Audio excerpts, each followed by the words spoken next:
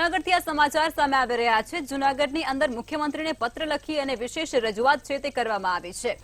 કિસાન કોંગ્રેસ નેતા દ્વારા સીએમને પત્ર લખી અને રજૂઆત કરવામાં આવી છે, જે અંતર્ગત પાલ આંબલિયા દ્વારા મુખ્યમંત્રીને પત્ર લખી અને ખાસ પ્રકારે ખેડૂતલક્ષી જે રજૂઆત છે તે કરવામાં આવી છે। પાક નુકસાનીના સર્વે બાબતે તેમના દ્વારા સવાલો પણ છે તે કરવામાં આવ્યા છે અને ખેડૂતોને લોકેશન સાથે ફોટા મોકલવાનું પણ તેમના દ્વારા કહેવામાં આવ્યું છે।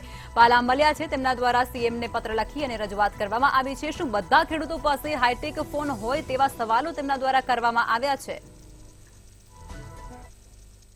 ત્યારે સવાલ એ થાય છે કે 24 તારીખથી 29 તારીખ સુધી પહેલા તો સર્વે કોઈ ન કરવું, 29 તારીખે પરિપત્ર બહાર કરવો, પછી ગામે ગામ નોટિસ ચિપકાવવી, 5 દિવસની મુદત આપવી, ખેડૂતો પાસેથી અરજીઓ મંગાવવી અને આ રીતે 15 દિવસ પછી સર્વેની કામગીરી ચાલુ કરવી, 10 દિવસ સર્વે ચાલે તો છેલ્લા ખેડૂતનો વારો 25મા દિવસે આવે।